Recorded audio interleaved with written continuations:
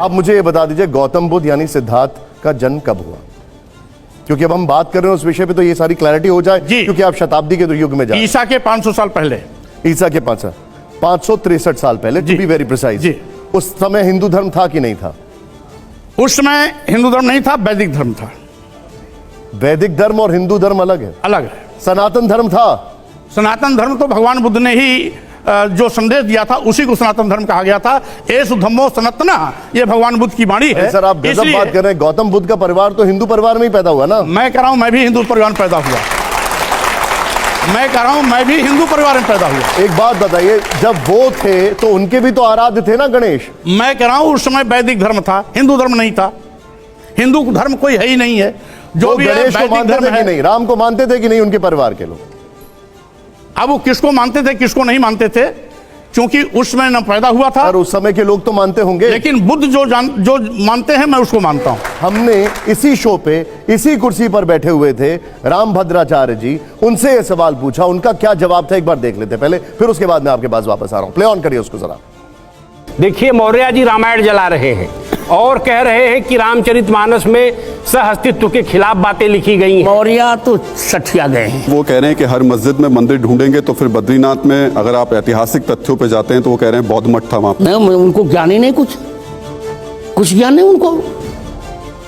बद्रीनाथ शाश्वत मठ है। पद्मासन पर बद्रीनाथ विराजमान है। बद्रीनाथ का प्रमाण पुराणों में है, सभी पुराणों में है। वो क्या जानते हैं? रामभद्राचार्य जी कह रहे हैं कि आप सठिया गए, आपको कुछ पता नहीं है।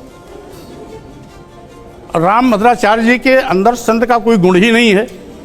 जो अपने पीठ पर बैठ करके ये बोलता हो कि मरे मुलायम कांसी राम, प्रेम से बोलो जय श्री राम, ऐसी ओछी सोच के लोग संत हो सकते हैं? ऐसे लोग संत कभी नहीं हो सकते हैं। और जिनके अंदर संतों का गुण नहीं है वो भाषा उटपटांग बोलेंगे।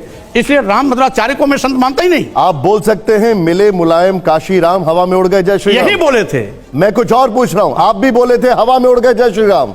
नहीं, मैं ये को कभी बोले नहीं था।